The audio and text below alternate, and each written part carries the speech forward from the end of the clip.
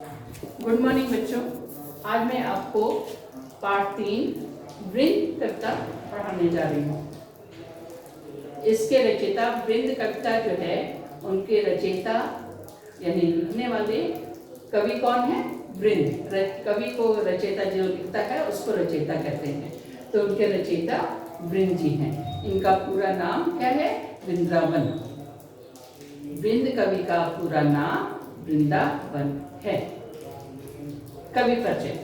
वृंद का जन्म बीकानेर के मेड़ता नामक स्थान पर हुआ था।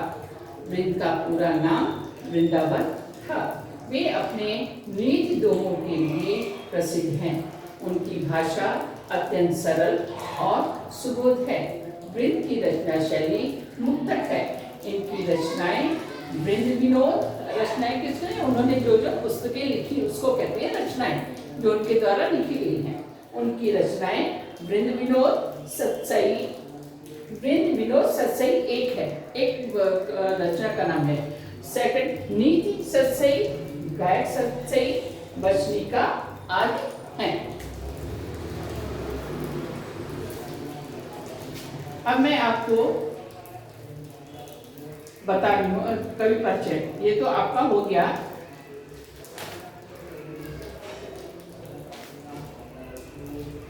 अब मैं आपको भावार्थ बताने जा रही हूँ। नीकी पे फीकी लगे बिन अवसर की बात, जैसे बरनत युद्ध में नहीं सिंगार सुहाग। तो जब कविता लिखी जाती है तो उसका प्रसंग और व्याख्या लिखी जाती है। बिना प्रसंग के व्याख्या नहीं लिखी जाती है। आप एक परीक्षा हो तो आपको सबसे पहले प्रसंग देना पड़ता है। प्रसंग में कविता या गद्य है तो उसके लेखक का नाम, उनकी रचनाएं वो सब लिखी जाती हैं। तो इस कविता में प्रसंग होगा। प्रस्तुत दोहा हमारी पाठ्य पुस्तक क्षितिज के पार के वृंद नामक पाठ से ली गई हैं और इसके रचयिता वृंदावन कवि जी हैं। उन्होंने अपनी कविता को एक सहजता व अचूक प्रभाव के लिए प्रसिद्ध है। इस वृंद दोहे में वृंद ने बातचीत के कौशल के बारे में संदेश दिया है, बताया है। उनका कहना है कि बिना अवसर के, बिना मौके के हमें कभी भी नहीं बोलना चाहिए। अवसर देखकर ही हमें बातचीत करना चाहिए। कब ऐसा भी कहा जाता है कि जब दो लोग बातचीत करते हैं तो आपको अपनी बात नहीं कहनी चाहिए, जब उनकी बात पूरी हो जाए तब बोलना चाहिए। ऐसे सुनने वाले को क्रोध आता है और वो आपकी जो बात बननी होती है वो भी बिगड़ जाती है। इसलिए समय देखकर ही हमें बात करनी चाहिए, दूसरों के सामने अपनी बात रखनी चाहिए। वृंद का कहना है कि बिना अवसर के कोई भी बात कहना या कुछ भी करना शोभा नहीं देता है। बेमौके पर बोली गई शेष बात है जो बहुत अच्छी है, सुनने वाले के लिए बहुत अच्छी है, लेकिन वो जब बिना मौके पे बताई जाती है तो उसके लिए एक साधारण बात होती है, वो उस बात के महत्व को नहीं समझ पाता है। बिना मौके बेमौके पर बोली गई श्रेष्ठ बात भी बेकार है। उसका कोई भी औचित्य नहीं होता, उसका कोई भी मूल्य नहीं होता है। जिस प्रकार युद्ध के समय या युद्ध की जब वीर गाथा की कविताएं लिखी जाती हैं उस समय श्रृंगार रस की कविता लिखना उसके महत्व को घटाना है, उसी प्रकार हमें बिना अवसर के कभी भी किसी से बात नहीं करनी चाहिए, चाहे बात कितनी भी श्रेष्ठ क्यों ना हो। नीकी पे फीकी लगे बिन अवसर की बात, जैसे बरनत युद्ध में नहीं सिंगार सुहाग। इस पंक्तियों का यही अर्थ है कि हमें बिना अवसर के कभी भी नहीं बोलना चाहिए। उचित अवसर पर ही हमें अपनी बात दूसरों के समक्ष रखनी चाहिए ताकि हमारी बात दूसरे सुन सकें और हमारी जो हमने बात कह करके अपना काम करवाना है वो पूरा हो सके। तो इसलिए समय और संदर्भ के अनुसार बात करनी चाहिए। विशेषता, इस पंक्तियों की विशेषता क्या है कि ये भाषा बहुत ही सरल तरीके से कही गई है और श्रृंगार और सुहाग जो है ये अनुप्रास अलंकार हैं। सेकंड, प्राण तो शातुर के रहे थोरो जलपान पीछे जलभ सहस घट डारे घुलत न प्राण। प्राण मीन्स जान, हृदय।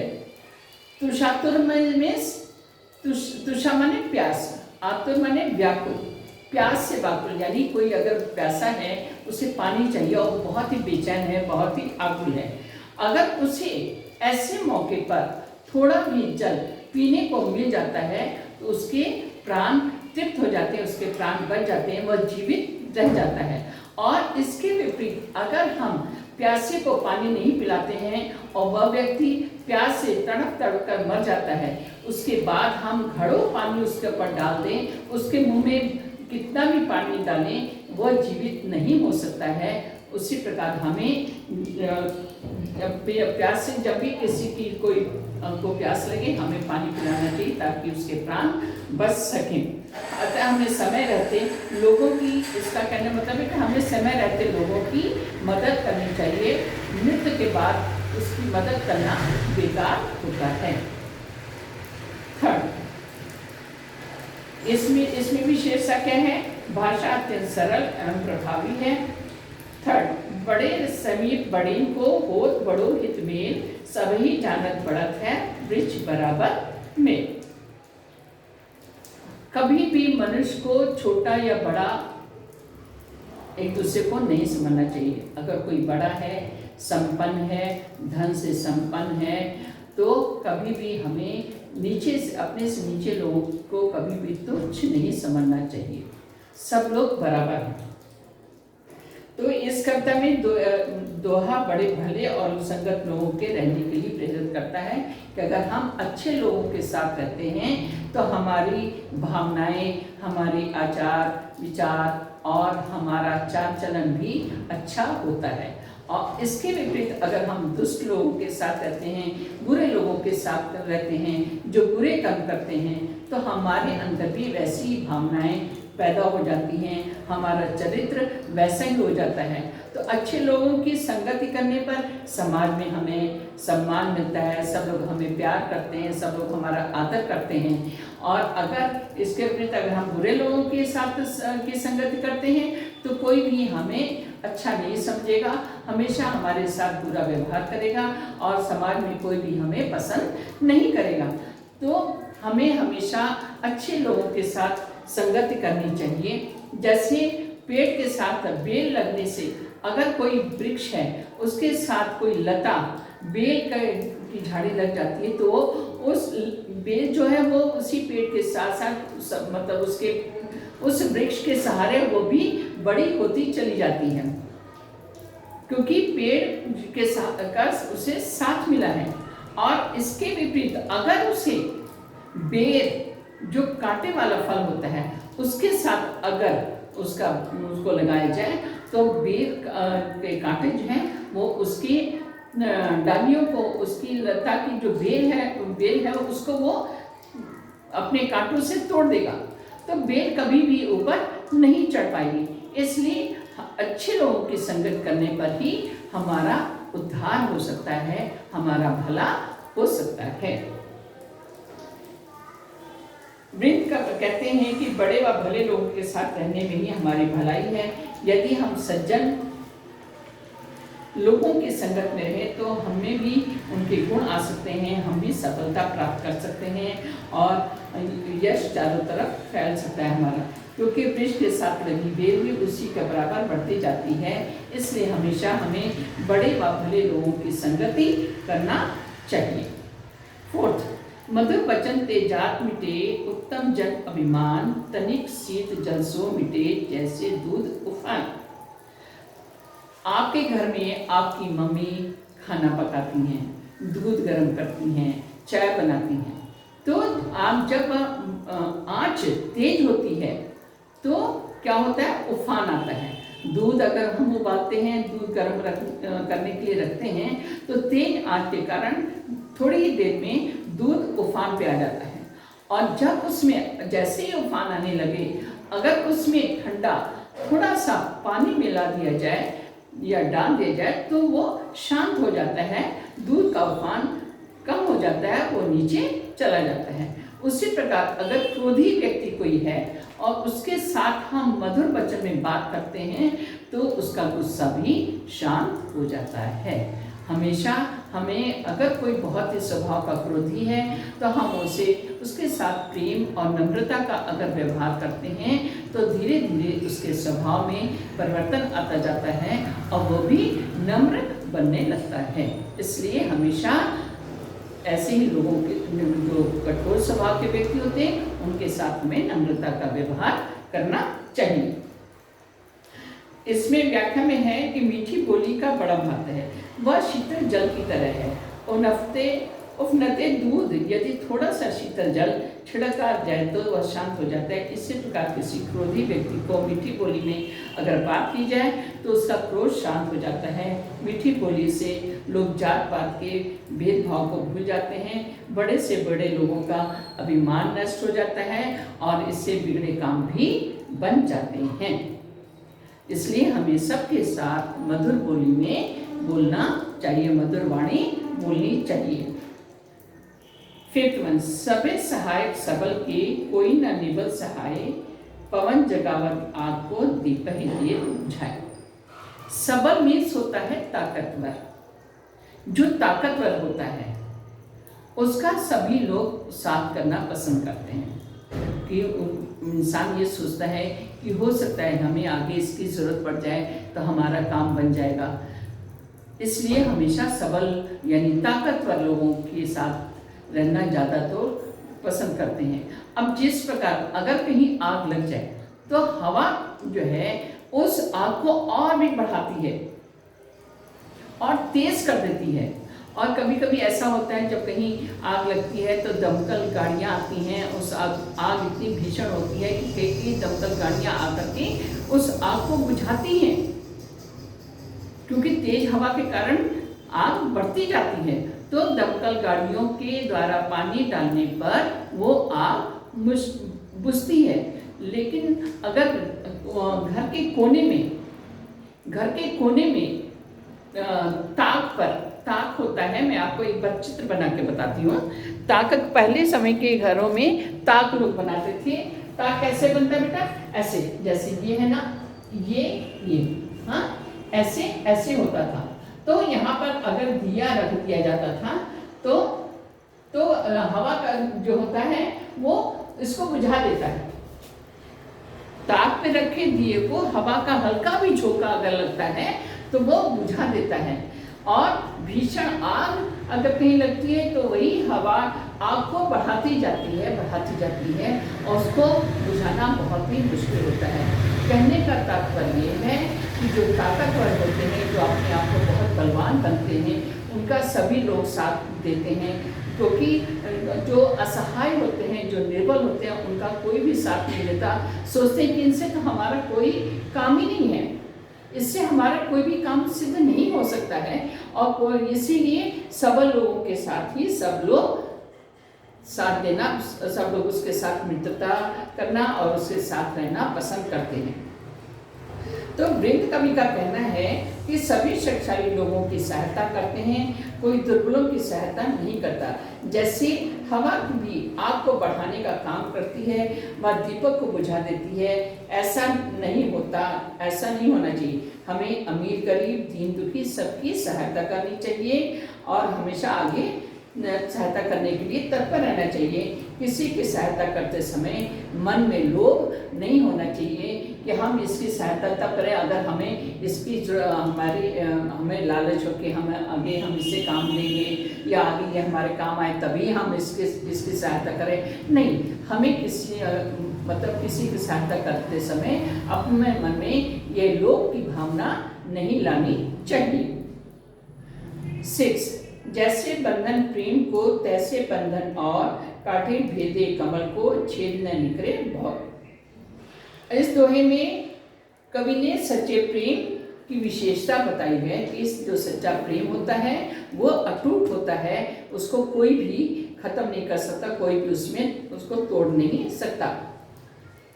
तो व्यक्ति स्वयं ही प्रेम, अगर कोई प्रेम खाली ये नहीं कि खाली एक लड़के का या एक लड़की से प्रेम होता नहीं, प्रेम माता पिता से भी होता है, भाई बहन से भी होता है, मित्रों से होता है, रिश्तेदारों से होता है, सबसे प्रेम होता है। केवल एक लड़के लड़की का प्रेम नहीं होता। प्रेम हमारा माता पिता जो हमारा पालन पोषण करते हैं, माँ जो हमको जन्म देती है, उसके प्रति हमें अटूट प्रेम हमारा होना चाहिए। तो प्रेम जो है माता पिता, भाई बहन, रिश्तेदार, मित्र सबके साथ होता है और हमारा उनके साथ प्रेम अटूट होता है। तो कहने का यहाँ पर कवि कहता है कि जिस प्रकार भौरा जो है वो कमल के मकरंद को पीती है, चूसती है, और उस मकरंद को पाने के लिए वह कमल के फूल पर बैठ जाती है।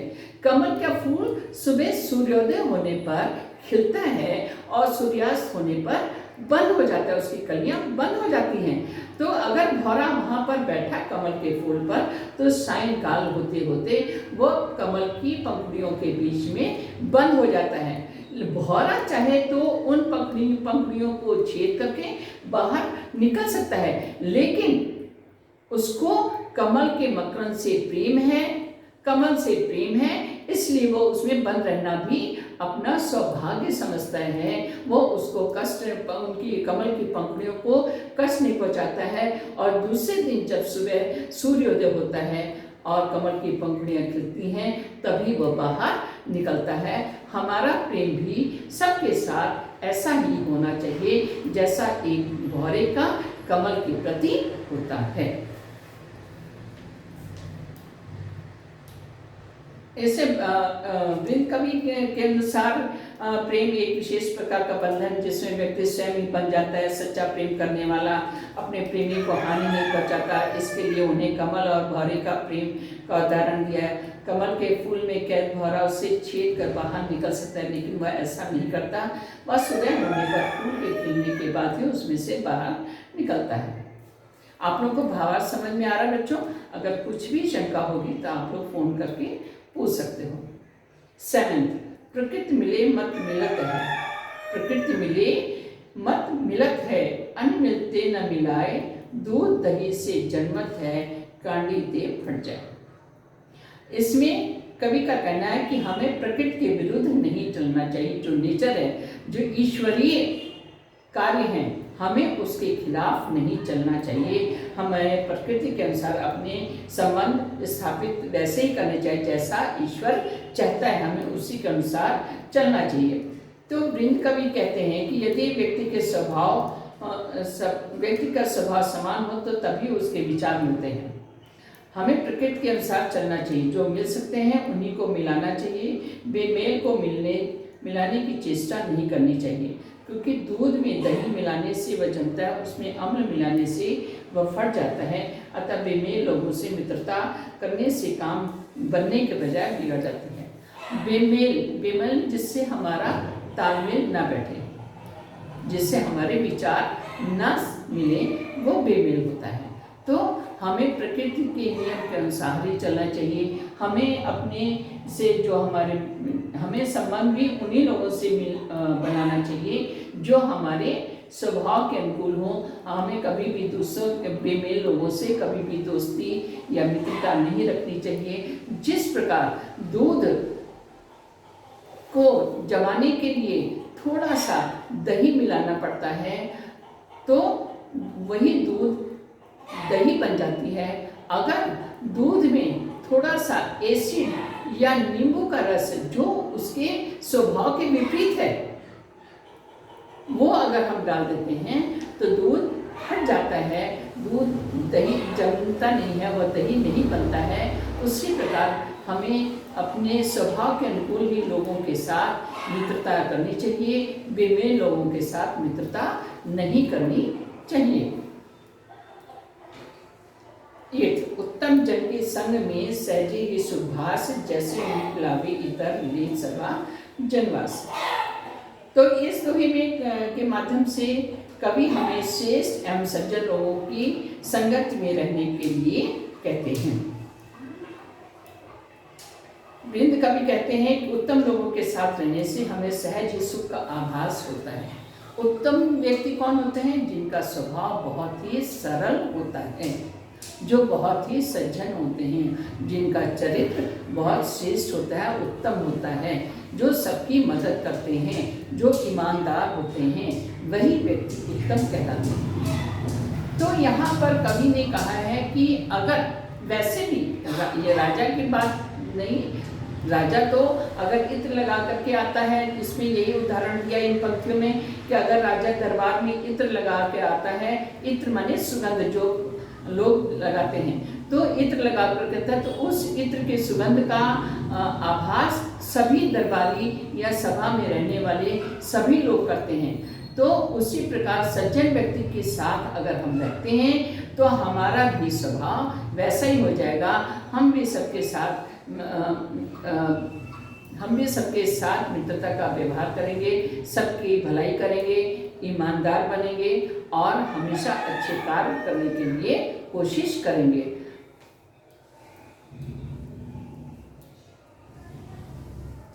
इसमें वृंद कवि कहते हैं, उत्तम लोगों के साथ रहने से हमें सहज सुख का आभास होता है। वो उदाहरण देते हैं कि राजा के इत्र लगाने से उसका आनंद आसपास के लोग भी लेते हैं, अतः उत्तम लोगों के साथ रहने से ही हमारा लाभ होता है। 9, ज्योति स्वरूपी हिये बसे, सब शरीर में ज्योति, दीपक धरिए ताक में, सब घर आभा होती।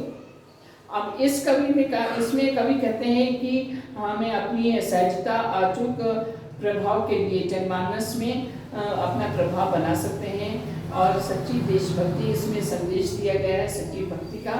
तो कहने का मतलब कि अगर हम घर में अंधेरा है और अगर एक छोटा सा दीपक जला करके ताप में रख देते हैं तो उस दीपक के द्वारा पूरे घर में या जहाँ पर भी ये दीपक रखा हुआ है उस जगह पूरे कमरे में रोशनी हो जाएगी।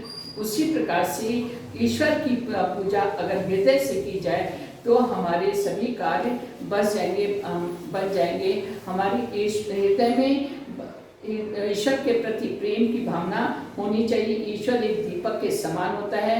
ईश्वर अगर हम ईश्वर के प्रति हमारी सच्ची श्रद्धा है तो ईश्वर हमारे सारे अवगुण को दूर कर देगा और हमारे अंदर सगुण पैदा करेगा, अच्छे गुण पैदा करेगा। जिस प्रकार से दीपक ताप पर रखने दीपक से कमरे का अंधेरा दूर होता है और उजाला आ जाता है, उसी प्रकार हृदय में बसी हुई ईश्वरी प्रेम जो है वह हमारे सारे अवगुण को मिटा देती है, सारे दोषों को दूर कर देती है, सारी बुराइयों को दूर करती है और अच्छाइयों का प्रवाह करती है। 10, भैंस बनाए सूर को, कायर सूर न होए, खाल ओढ़ाए सिंह को, सियार सिंह नहीं होए। कहने का तात्पर्य है कि अगर